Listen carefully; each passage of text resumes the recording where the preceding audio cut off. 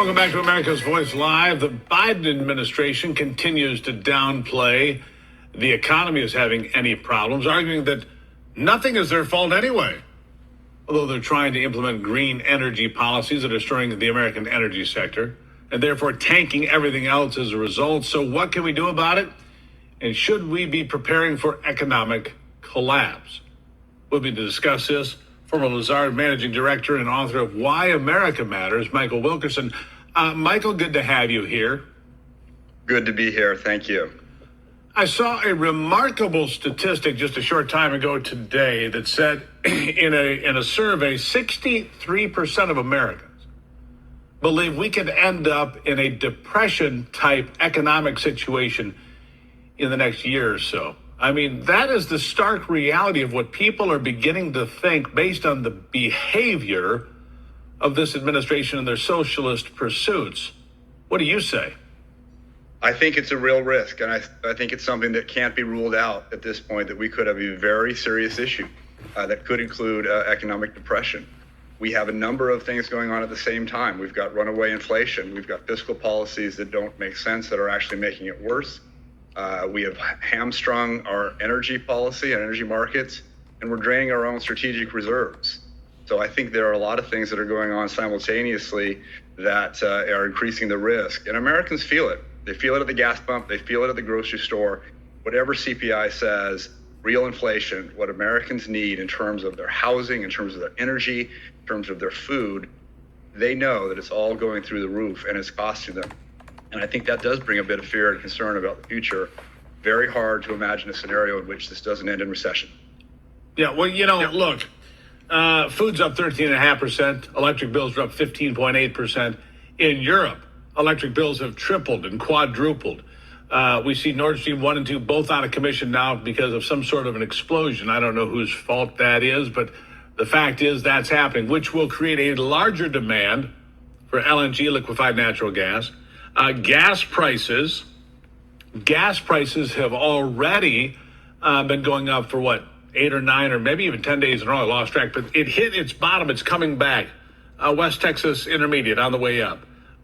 Brent light crude on its way up. I mean, we know from Aramco we've hit the bottom.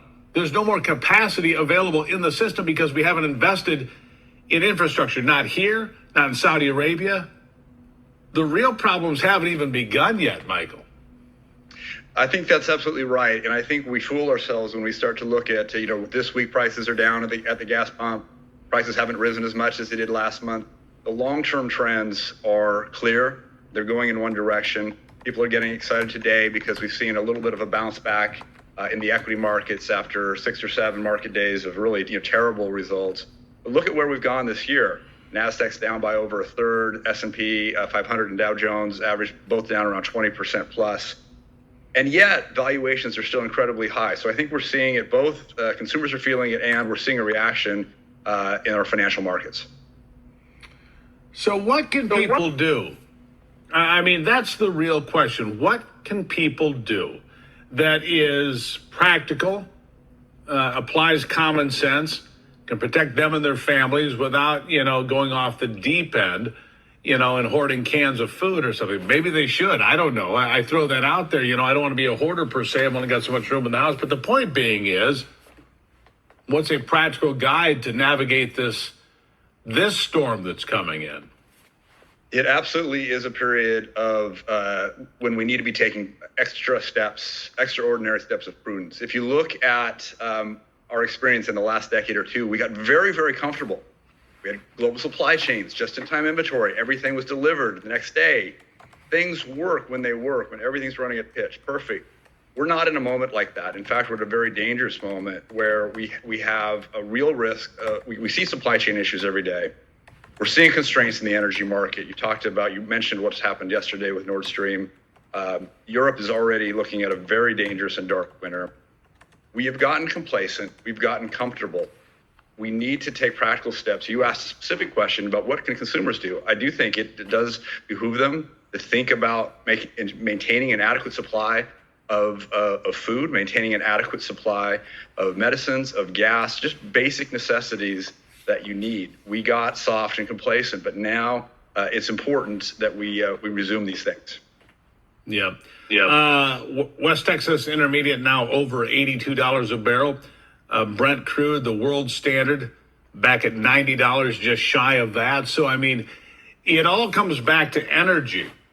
And when Yes. Aramco says, look, there's no more capacity because 10 years ago we were spending $700 billion, I'm talking globally, on infrastructure to move oil. In America, on his first day, Joe Biden canceled a pipeline. I mean, you've got a brand new pipeline running from Spain to France over the Pyrenees, a double pipeline to provide power. You've got all of these other countries doing different things. France building 14 brand new nuclear power plants. Germany putting 2 nuclear power plants back online and refiring 11 coal-fired power plants. They did that several months ago now. They're planning ahead. This whole idea of the Green New Deal, yeah, that's all fine and well until the lights go out and people get really angry because they will have pitchforks in the streets. People that don't have power are angry. And people that don't have food are really angry. And I think the governments of Europe have finally woken up to that. Steve, you make a really good point. One thing that no government can do, not the Biden administration, not any administration, and that is to make the sun shine at night or to make the wind blow upon executive order. And yet that seems to be the arrogance with which they're pursuing some of these Green New Deal options, assuming that they can just wipe the slate clean and start over without facing the reality that even today, EV cars consume more energy. Where does that come from? Well, it comes from traditional coal or other fossil sources that supply the power plants that supply the electricity to these cars. You said it. Yeah. You're absolutely right. It started a year ago, a year and a half ago with the first executive orders in January of 2021 to basically hamstring our best resource, energy. And here's the disaster, Michael, that nobody cares to talk about. By the year 2030, we will have roughly 6.5 million exhausted, used up junk EV battery packs piled up somewhere.